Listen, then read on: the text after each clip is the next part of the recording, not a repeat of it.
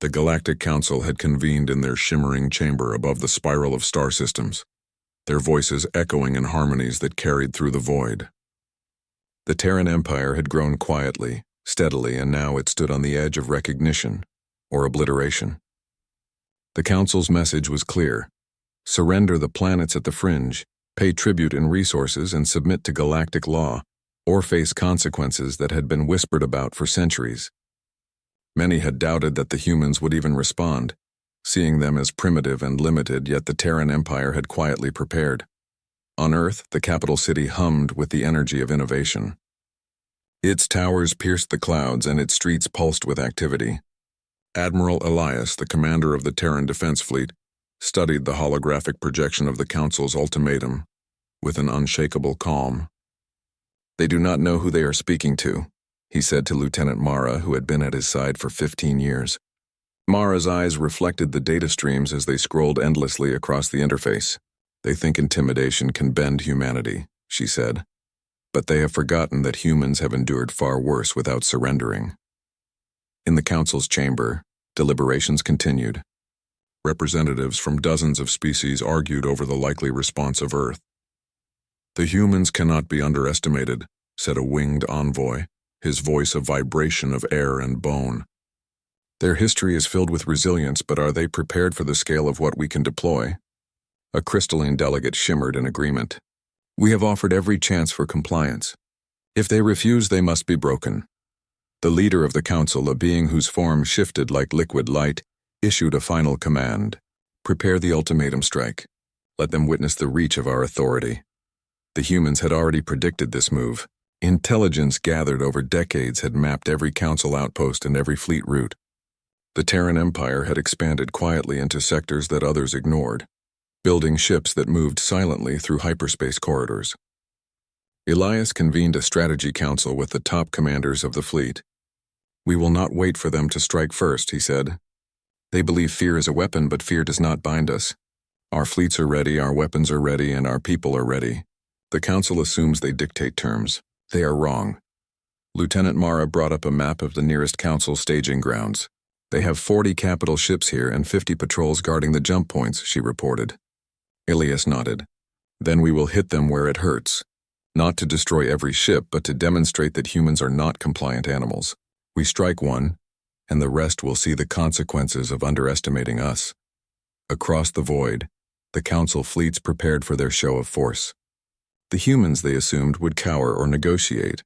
They did not anticipate the precision of human intelligence or the speed of Terran decision-making. On the eve of the attack, Captain Leora, commanding the first wave, addressed her crew. "Remember what we are fighting for. Not revenge, not conquest, but survival and respect. Humanity will not bow. We are the storm they ignored." When the fleets met in the silent vacuum, the Council's forces were confident. Their ships formed lines of disciplined authority, their energy weapons gleaming in patterns designed to intimidate. But the Terran fleet moved differently. They were smaller, faster, and their formations unpredictable.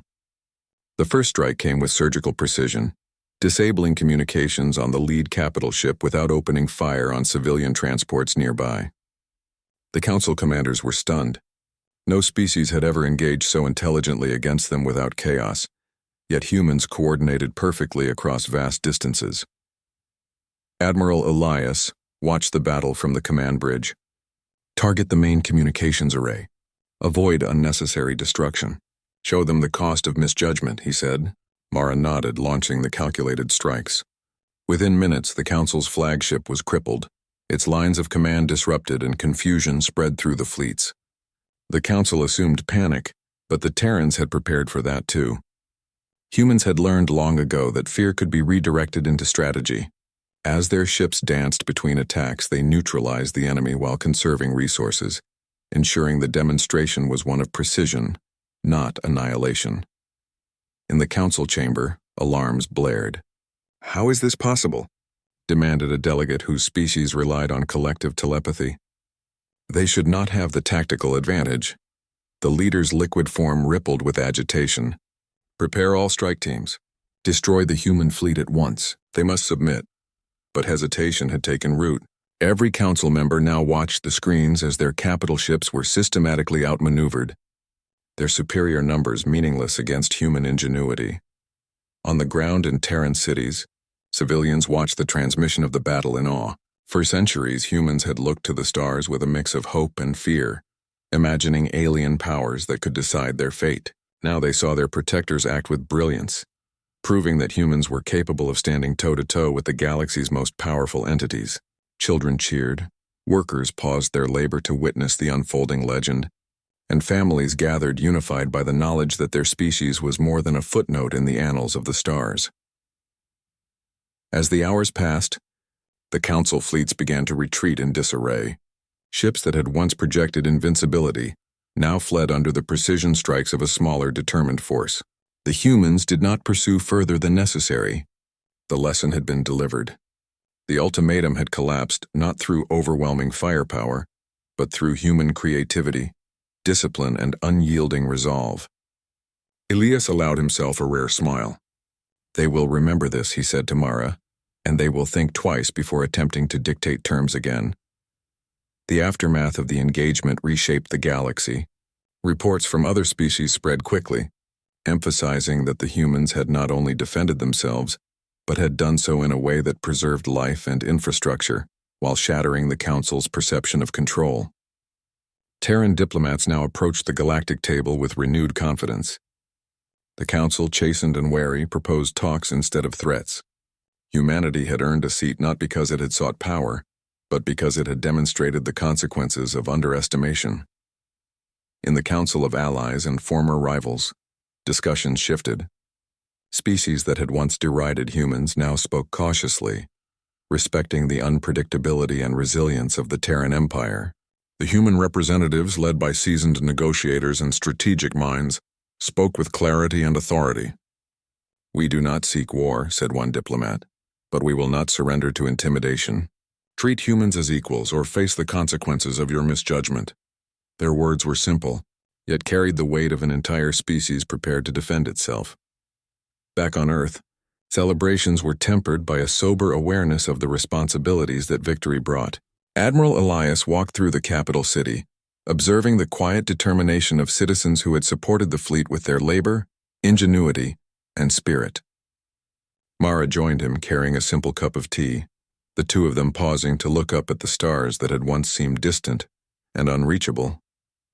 "They will not try again soon," she said, "but we must remain vigilant. The galaxy is vast and not all will respect us." Elias nodded.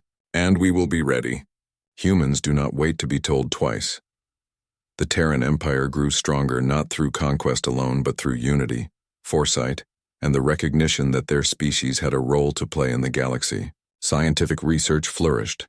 Infrastructure expanded and alliances were forged with species who now sought cooperation instead of domination. Humanity's example began to shift the balance of power in subtle ways. Where fear had once been the currency of influence, respect and capability now held sway. Years later, the story of the Galactic Council's failed ultimatum became legend. Across colonies and systems, humans were celebrated, not merely for their victories, but for the principles they had upheld: resilience, intelligence, and moral integrity even in the face of overwhelming threats. The Terran Empire's fleets patrolled the stars with a quiet confidence, not arrogance, knowing that they had faced the might of the galaxy and emerged unbroken. Humanity had proven that when underestimated, it could respond with brilliance, and the galaxy would never view them the same way again.